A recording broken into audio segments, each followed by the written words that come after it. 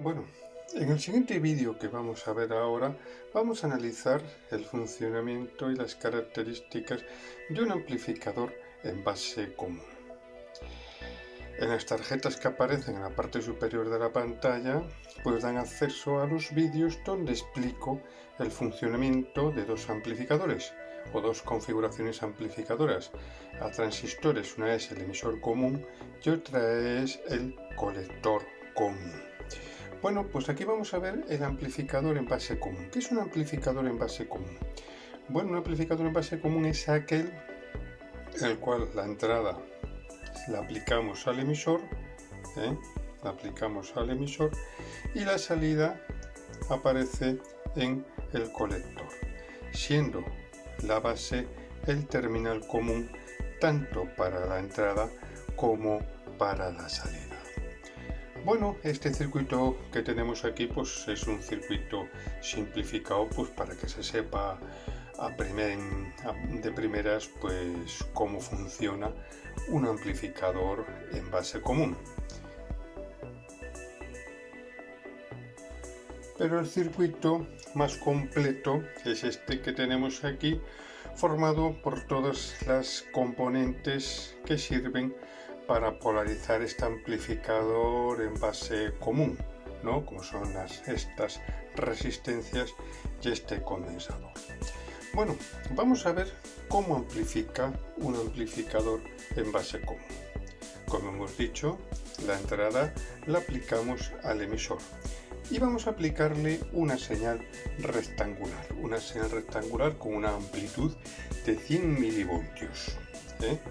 Bueno, pues esta señal rectangular con esta amplitud de 100 milivoltios pues va a llegar al emisor. Como sabéis, pues este transistor pues es un transistor NPN, con lo cual va a llegar al emisor una señal con un pico de tensión positivo, va a llegar al emisor que es un de terminal N. Si sacamos el diodo base emisor que está polarizado directamente, le sacamos al exterior para analizarle mejor, pues vemos que el emisor pues sería el cátodo de ese diodo. ¿Qué ocurre si le aplicamos una tensión positiva, una rampa de tensión positiva?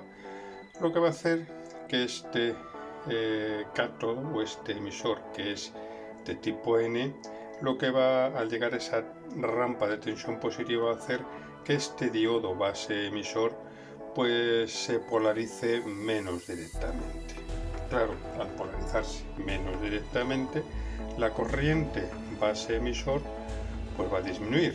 La corriente base emisor va a disminuir. Si disminuye la corriente base emisor, ¿qué es lo que va a ocurrir? Pues menos electrones se van a liberar en los enlaces covalentes que se forman en la unión polarizada inversamente, como sabéis, base-colector. Con lo cual, al haber menos electrones libres, pues menos electrones pues van a ser atraídos a través del polo positivo de la batería y por lo tanto la corriente de colector pues va a disminuir. ¿Qué ocurre también al haber menos electrones libres? Que va a haber menos huecos.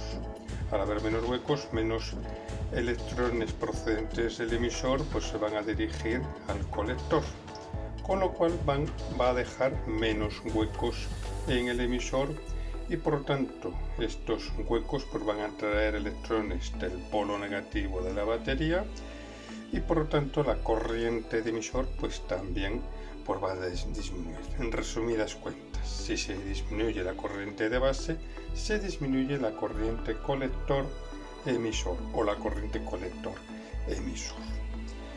Bueno, ¿y en cuánto se disminuye? Bueno, la relación existente entre la corriente de base y la corriente colector emisor es beta. Si la corriente de base disminuye beta veces, la corriente colector emisor va a disminuir beta veces. Y también va a disminuir la resistencia colector emisor, o impedancia colector emisor. Aquí tenemos el colector emisor, pues que también es una resistencia variable. En sí, el transistor pues se llama transistor, que viene de la palabra transresistor, es decir, es una resistencia variable que en vez de variarse manualmente, como hacemos con un potenciómetro o con una resistencia variable propiamente dicha, pues esa resistencia se varía eléctricamente a través de la base. ¿De acuerdo? Por lo tanto, aquí tenemos una resistencia colector-emisor. Al disminuir la corriente colector-emisor, ¿qué es lo que va a ocurrir? Pues que va a aumentar, porque la corriente es inversamente proporcional a la impedancia o a la resistencia, va a aumentar la resistencia colector-emisor. ¿Qué ocurre si una resistencia aumenta su valor? Al aumentar su valor, lo que va a ocurrir es que el flujo de electrones o de cargas que la atraviesan pues va a disminuir. La resistencia se va a comportar como un embalse, cuyas compuertas se van a cerrar a medida que aumenta, con lo cual se van a acumular aquí electrones y cargas, con lo cual la cantidad de electrones y cargas que hay en este terminal va a ser superior al que hay en este, con lo cual la diferencia de potencial entre este punto y este otro punto pues va a ser mayor y va a aumentar. ¿Qué ocurre si esta resistencia disminuye? Pues que vamos a abrir las compuertas de ese embalse, con lo cual por aquí van a fluir electrones y cargas, se van a acumular menos electrones y cargas en este terminal y por lo tanto la diferencia de potencial entre este punto y este punto pues va a ser menor. ¿Qué va a ocurrir aquí con respecto a la resistencia colector-emisor? Que al aumentar la tensión en este punto, que es el colector, pues va a aumentar. ¿Y cuánto va a aumentar? Si esta resistencia hemos dicho que va a aumentar beta veces, pues también la tensión en este punto pues va a aumentar beta veces. Vamos a suponer que antes de meter aquí esta señal, aquí teníamos 2 voltios, por poner un ejemplo.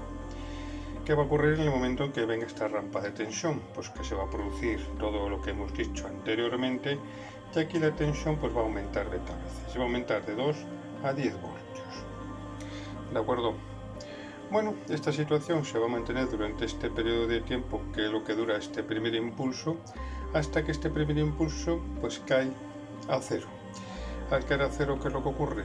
Que el emisor, que es un cátodo pues del tipo N, pues a no tener esa tensión positiva, pues va a ser menos positiva y va a ser más negativo, con lo cual este diodo pues se va a polarizar más directamente, va a aumentar la corriente base emisor, va a aumentar la corriente colector emisor, y al aumentar la corriente colector emisor, la resistencia colector emisor pues va a disminuir, y también va a disminuir la tensión en este punto, que va a bajar de 10 otra vez a 2 voltios. Y así sucesivamente a medida que le van llegando sucesivos impulsos. Con lo cual, ¿qué quiere decir?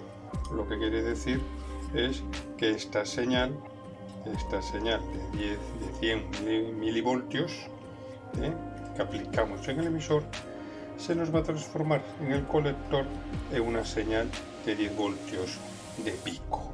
Con lo cual, pues bueno, pues hemos amplificado esta señal a través de esta configuración en base común. ¿De acuerdo? Pues como veis, pues bueno, un amplificador en base común nos amplifica la tensión o las señales de tensión que metamos en la base. Bueno, vamos a ver ahora para qué sirven pues cada una de estas resistencias que sirven pues para polarizarnos este amplificador en base común y para qué sirve este condensador. Bueno, tenemos RC y RE. RC y RE lo que nos van a determinar es la recta de carga dinámica.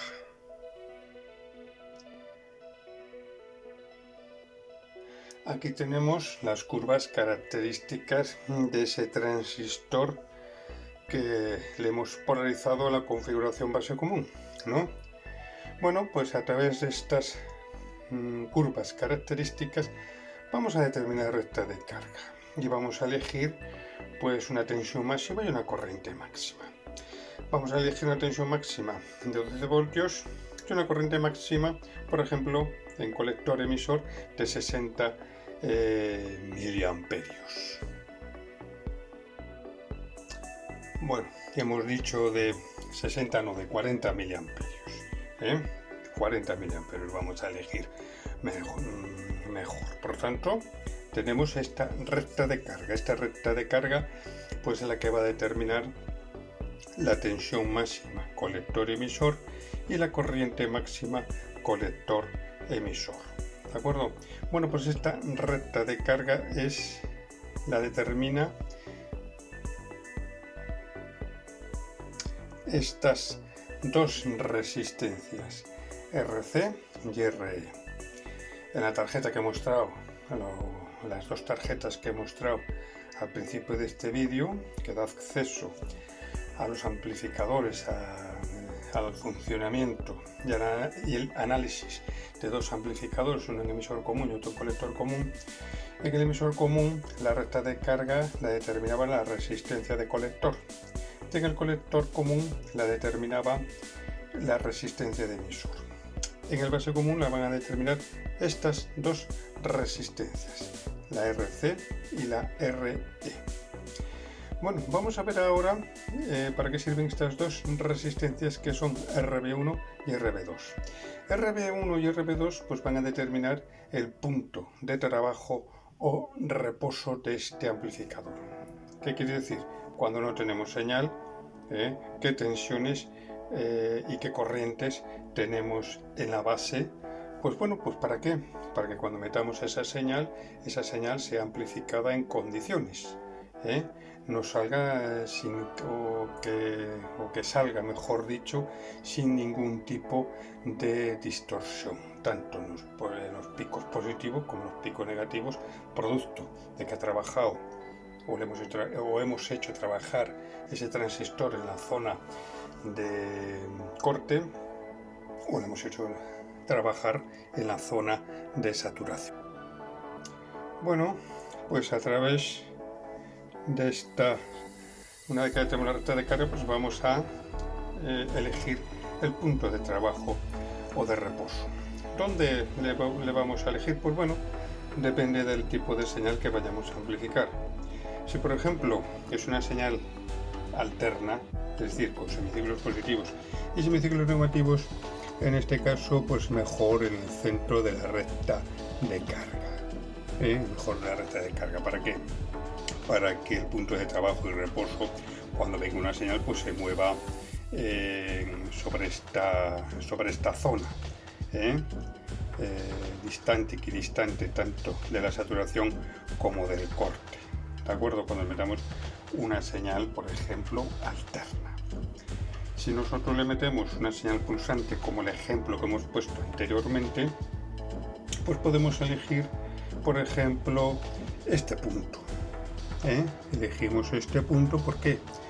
Porque como es una señal positiva, pues muy difícil que el transistor no le lleve al corte. Por tanto, elegimos este punto próximo al corte.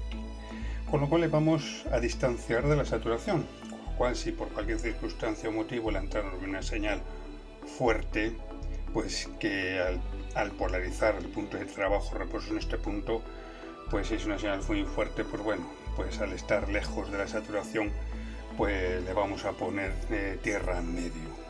Vamos a poner tierra en medio y va a ser más difícil que le llevemos a la saturación. Y en sentido contrario, vamos a poner que, por ejemplo, ese transistor, pues le vamos a trabajar con señales negativas. Pues bueno, pues elegimos el punto de trabajo o de reposo, pues más o menos por cerca de la saturación. ¿Para qué? Porque hemos dicho que si le metemos una señal negativa, si la señal negativa es muy fuerte, nos supone que estamos cerca del corte, pues parte de esa señal va a hacer trabajar al transistor del corte, y por tanto los semiciclos negativos los vamos, por así decirlo, a recortar, y por tanto nos va a salir esa señal distorsionada. Entonces, para que no ocurra eso, pues elegimos un punto de trabajo o reposo pues cerca de la saturación, cosa que nunca va a llegar porque es negativa, pero lejos del corte, que sí puede llegar si esa señal es suficientemente fuerte, con lo cual nos curamos en salud en ambos ejemplos. ¿De acuerdo? Por lo tanto, a través de esas dos resistencias, pues vamos a determinar el punto de trabajo o reposo que más nos convenga. Y bueno, tenemos aquí RB1 y RB2, dos resistencias. Esta resistencia pues también es una resistencia de drenaje. ¿Qué quiere decir resistencia de drenaje? Vamos a suponer que por cualquier circunstancia, por cualquier motivo, se genera aquí un pico de corriente por cualquier circunstancia, un pico en la fuente de alimentación que funciona mal o por lo que sea, aquí se genera un pico de corriente muy grande. Bueno, pues para que este pico de corriente tan grande que se genere afecte lo más mínimo a la base del transistor y por tanto no genere ningún tipo de distorsión en la amplificación, pues la mayor parte de ese pico que se ha generado pues se vaya a través de esta resistencia de drenaje que ya se calcula para que pueda, por así decirlo, pues paliar ese pico, absorber ese pico que se ha generado. Por ejemplo, tenemos aquí la corriente de base y tenemos aquí la corriente que vamos a llamar IB1. Bueno, IB1 es 5 veces la corriente de base. Esta corriente que viene por aquí es 5 veces la corriente de base. ¿Y por qué hacemos 5 veces la corriente de base? Pues vamos a ver, vamos a analizarlo. Bueno, aquí hemos quitado el condensador para que no nos despiste. Vamos a poner que la corriente IB1 pues es de 200 microamperios. Por lo tanto, la corriente de base pues tiene que ser 5 veces menor, que serían 40 microamperios. Bueno, de esos dos, para que por aquí vengan 40 microamperios, ¿qué tiene que pasar? Que de esos 200 microamperios, 40 se vengan por aquí y 160 se vengan por aquí a través de esta resistencia de drenaje. Por lo tanto, esa resistencia de drenaje se calcula pues, para que por aquí venga de 4/5 partes de la corriente IB1. Un quinto sería a la base y 4/5 partes sería a través de RB2, por lo tanto se calcula para ese fin. Vamos a suponer que se produce una variación de 200 o 400 voltios en IB1. Bueno, si esa corriente se iría a la base directamente, no saturaría el transistor y no amplificaría, o lo amplificaría con una distorsión pues bastante grande. Entonces, para paliar ese aumento, pues ¿qué ocurre? Bueno, pues que de esos 400 milivoltios, como tenemos aquí una resistencia de drenaje, de esos 400 microamperios, he dicho, milivoltios no, microamperios, de esos 400 microamperios, pues bueno, por aquí van a venir 80, por lo tanto se va a producir, bueno, sí, el doble, una variación de 40 a 80, pero no van a ser 400, van a ser, pues bueno, 80 que a lo mejor igual no es suficiente, pero si fueran 400 pues sería peor, ¿de acuerdo? Por lo tanto, por aquí se vendrán 80 y por aquí se vendrán 320. Por lo tanto, esta resistencia es una resistencia de drenaje pues que también, igual que RB1, pues también sirve pues también junto con RB1 para calcular el punto de trabajo o reposo de esta etapa amplificadora. Y bueno, y luego tenemos aquí el condensador C. ¿Para qué sirve el condensador C? Pues hemos dicho que es un amplificador en base común. Si este condensador no existiera, ¿qué ocurriría? Pues bueno, pues aquí no estaría en común en la base, no sería común, estaría aquí en el aire y no sería común. Pero para que la base sea común tanto en la entrada como en la salida, pues colocamos este condensador C. ¿Qué es lo que hace este condensador C? Pues que presenta una impedancia muy baja a señales, no a tensiones continuas, porque aquí las tensiones continuas van a cumplir su cometido, que es en este caso pues establecer el punto de trabajo y reposo. Pero cuando ya metemos aquí señal, aquí toda variación de señal, toda variación de tensión o de corriente que se produzca, pues a través de este condensador se va a ir al negativo, con lo cual este punto a nivel de señal es de 0 voltios, es negativo, 0 voltios, ¿de acuerdo?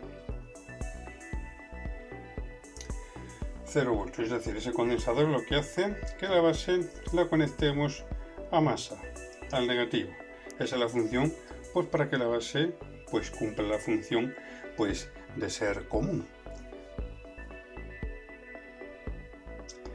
Bueno, vamos a ver ahora los parámetros de este amplificador, como son la ganancia de tensión y la ganancia de corriente.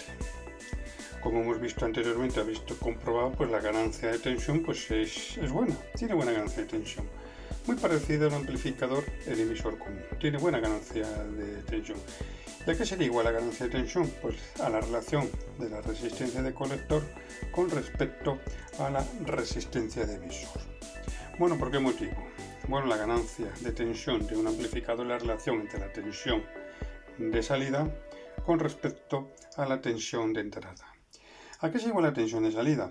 Pues sería igual a la corriente colector-emisor multiplicado por RC, que sería la tensión de salida, VO. ¿Y a qué sería igual la tensión de entrada? Pues sería igual a multiplicar la corriente colector-emisor también multiplicado por la resistencia de emisor.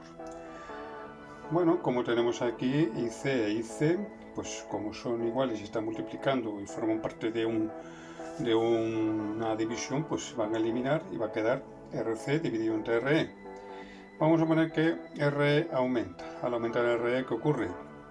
Bueno, va a disminuir las corrientes IC, va a disminuir la corriente IC, ¿no? Pero la corriente IC pues va a multiplicar tanto a RC como a RE. ¿Qué es lo que va a ocurrir? Que al aumentar RE, pues va a aumentar VI, va a aumentar VI. Y al aumentar VI, que se encuentra en el divisor, pues va a hacer que el resultado de esta división, su valor disminuya, por tanto la ganancia disminuye. Si disminuimos RE, pues todo lo contrario, disminuye VI y el resultado de esta división aumenta. Lo mismo que RC, si RC aumenta, ¿qué es lo que ocurre?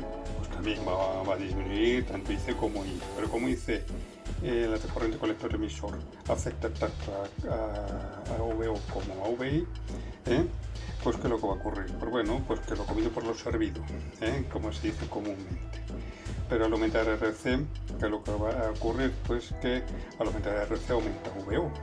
Y al aumentar VO, pues claro, el resultado de esta división pues va a aumentar, la ganancia va a ser menor. Y si disminuye RC, pues lo contrario. Por lo tanto, la ganancia de una etapa amplificadora en base común va a ser la relación entre la resistencia de colector y la resistencia de emisor. Y como he dicho anteriormente, pues es bastante buena, pues muy parecida pues a un amplificador en emisor, un amplificador emisor común. Vamos a ver ahora la ganancia de corriente. Por lo tanto, por esta malla que viene por aquí va a haber una corriente colector-emisor. Y vamos a analizar esta malla sacándola fuera. Tenemos aquí el polo positivo, que está conectado a RC, y el polo negativo, que está conectado a RE. Por lo tanto, del polo negativo parte la corriente IE que atraviesa la resistencia IE. Atraviesa la resistencia colector-emisor, transformándose en corriente de colector. Y posteriormente atraviesa RC y llega al polo positivo. Bueno, IC e IE son iguales. Por lo tanto, la misma corriente que viene por aquí, pues va a venir por aquí. Por lo tanto, si nosotros pusiéramos aquí un amperímetro y aquí pusiéramos un amperímetro también, veríamos que IC e IE son iguales. O mejor dicho, siguiendo la ley de Ohm, todo circuito donde existan resistencias en serie, la corriente que las atraviesa pues es la misma, con lo cual IC e IE van a ser iguales. Con lo cual, ¿qué ocurre? Que la corriente IC y la corriente IE son iguales y por lo tanto la ganancia, al ser iguales, ¿a qué sería igual la ganancia de corriente? Pues sería igual a la unidad. Por lo tanto, este amplificador pues no tiene ganancia de corriente. ¿De acuerdo? Muy parecido al colector común, que tenía ganancia, pero al revés, muy parecido, pero al revés. Me explico. El colector común tenía de ganancia de tensión la unidad o próximo a la unidad, mientras que la ganancia de corriente era muy alta. Pues aquí va a ser al contrario. Aquí la ganancia de tensión va a ser elevada, pero la ganancia de corriente pues va a ser la unidad. Vamos a ver ahora la impedancia de salida. Siempre empezamos por la impedancia de entrada, pero este amplificador, como es un poco sui generis, la impedancia de entrada es muy especial, pues vamos a analizar previamente la impedancia de salida. Y para analizar la impedancia de salida, pues vamos a utilizar un medidor de impedancias que va a generar una señal denominada IZ. IZ. Bueno, esta IZ, que es la señal en su salida, pero este medidor de impedancias tiene un terminal de entrada que es donde va a entrar la señal IZ total. Esta señal se va a meter por el circuito o por el componente donde nosotros queremos medir dicha impedancia y va a aparecer en el otro terminal. La diferencia existente entre la señal que sale con respecto a la señal que entra puede determinar la impedancia. Si la amplitud de la señal pues son parecidas, quiere decir que aquí se ha encontrado con una impedancia muy pequeñas que han hecho que merme muy poquito la amplitud de esta señal y por tanto cuando entra aquí en el terminal de entrada de este medidor de impedancias pues prácticamente van a ser iguales. Y viceversa, si por ejemplo la amplitud que entra pues es muy baja con respecto a la amplitud que salía, pues que quiere decir que se ha encontrado con impedancias dentro de ese circuito, dentro de ese componente que queremos medir a través de este medidor de impedancias importante que ha provocado esa disminución de esa amplitud y por lo tanto la impedancia pues será elevada. Bueno, pues nada, conectamos a este medidor de impedancias a la salida de este amplificador en base común y esta señal IZ pues debe llegar a este punto. Al llegar a este punto se va a bifurcar en dos. Por una parte va a ser IZ1 que se va a dirigir a RC y IZ2 pues que se va a dirigir hacia el colector del transistor y se va a encontrar pues con la corriente de colector previamente que va a tener que sortear los electrones y de esta procedente del colector va a tener que sortear, va a tener que atravesar dos barreras de potenciales, la base emisor y la base colector, esta resistencia RE, hasta que finalmente pues llega a este punto. Este punto pues se va a sumar con IZ1.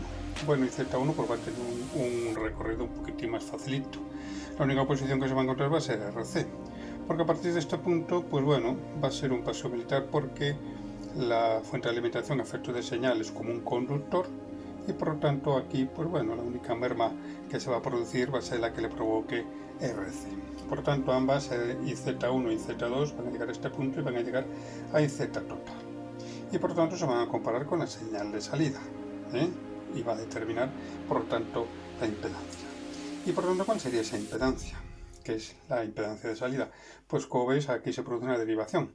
Será igual al paralelo de RC en paralelo con la impedancia de salida del transistor. Como yo también pondría también RE, pero bueno, con la impedancia de salida del transistor. Normalmente suele ser RC porque la impedancia de salida, como veis, de un transistor pues suele ser bastante elevada, porque como he dicho anteriormente, no solamente se va a encontrar con la corriente de colector en contra que tiene que sortear, un tráfico de electrones en contra, sino dos barreras de potencial y RE, con lo cual se va a encontrar con una impedancia pues bastante elevada, con lo cual se suele decir que bueno, pues suele ser RC,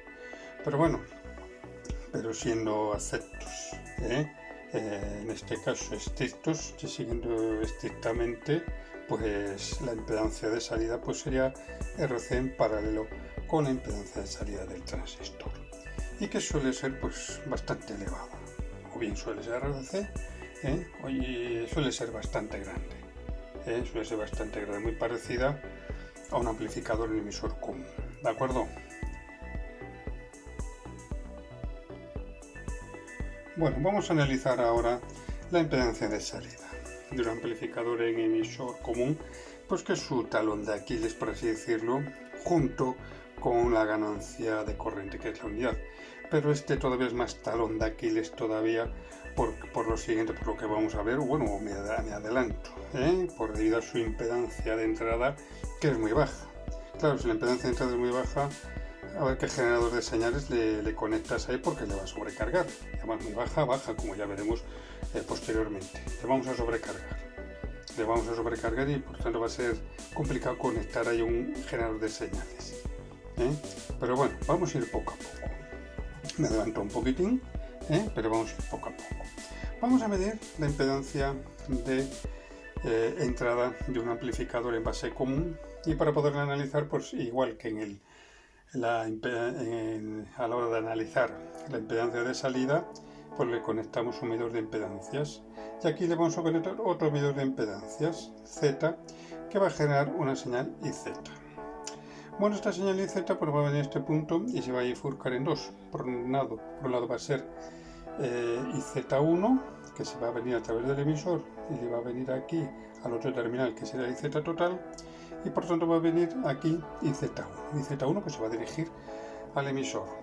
Bueno, ¿qué es lo que va a ocurrir? Pues muy parecido a cuando estuvimos analizando cómo amplificaba un amplificador en base común, que el emisor pues es del tipo N y aquí hemos metido una señal positiva, por lo tanto no la va a dejar pasar, con lo cual dirá, hombre, pues no es la impedancia que se va a encontrar, no va a ser tan pequeña, porque ya de primera se va a encontrar aquí con un muro.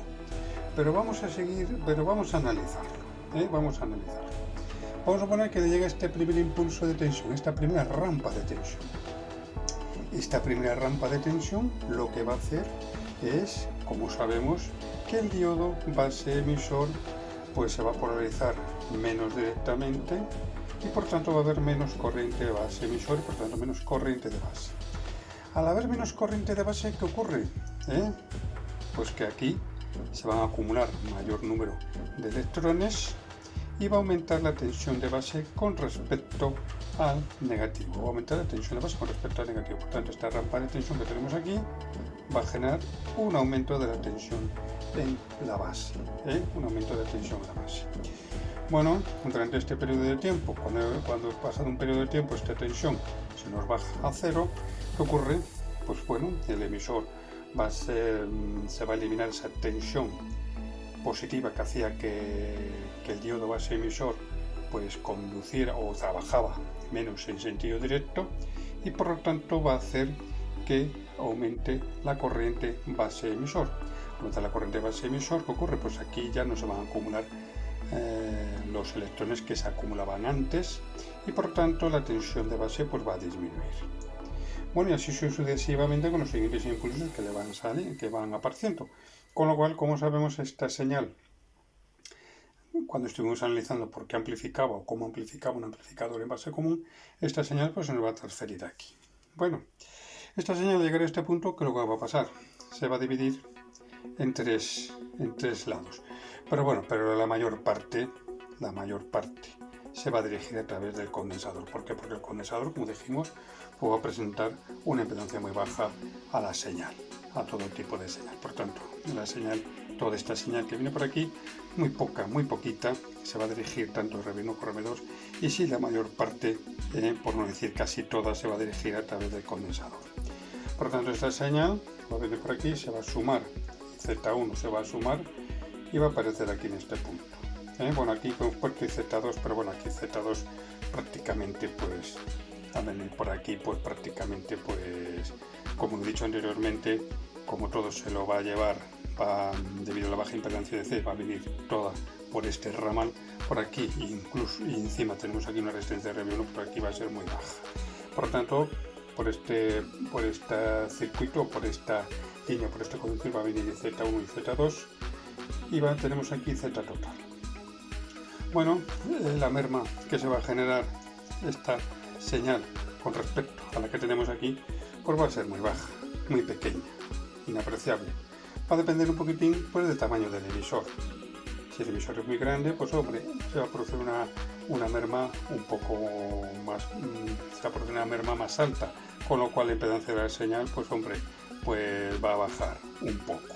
Y si el emisor es muy grande, pues prácticamente la merma va a ser pequeña y prácticamente no se va a producir ningún tipo de merma.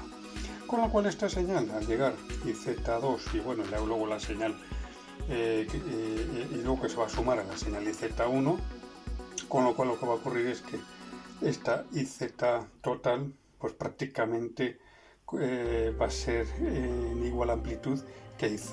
Por lo tanto, si estas dos prácticamente más o menos son iguales como tenemos aquí, pues la impedancia que ha venido, la impedancia de entrada, pues prácticamente pues va a ser muy baja, va a ser bajísima, ¿de acuerdo? Va a ser muy baja. Bueno, esto analizado desde este punto de vista. Vamos a analizarlo desde otro punto de vista para ver si se entiende mejor. Bueno, pues tenemos aquí este transistor que está funcionando en la configuración base común. Le hemos quitado estos componentes para que se vea más claramente.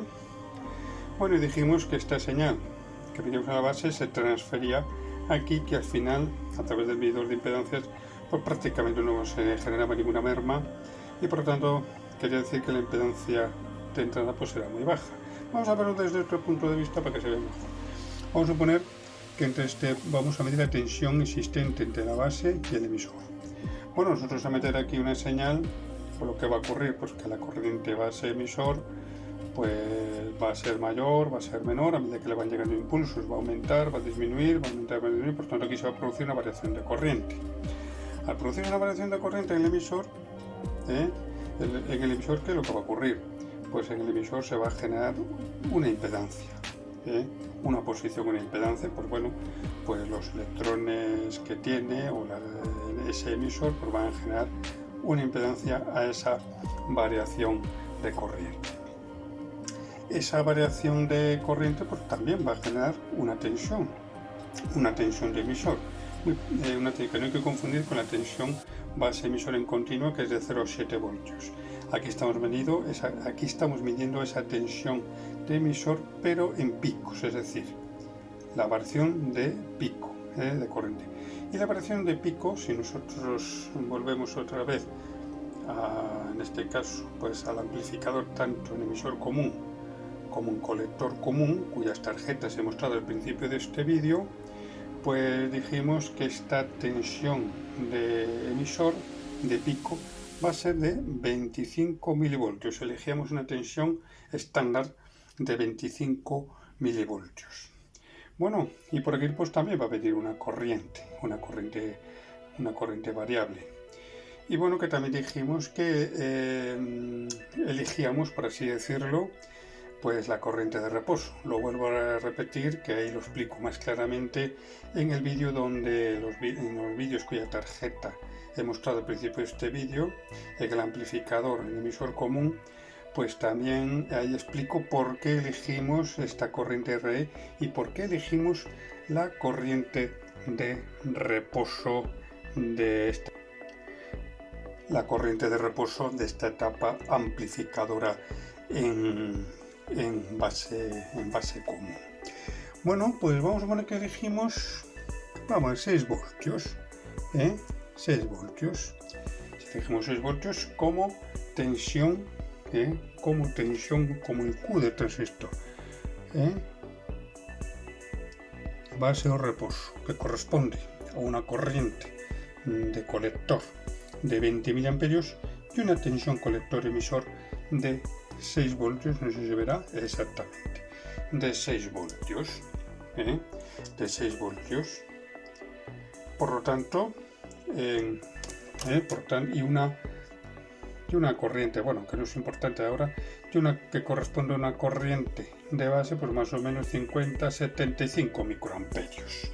75 microamperios. Pero aquí lo importante es que hemos elegido una corriente de colector emisor o una corriente de emisor de 20 miliamperios como corriente de reposo.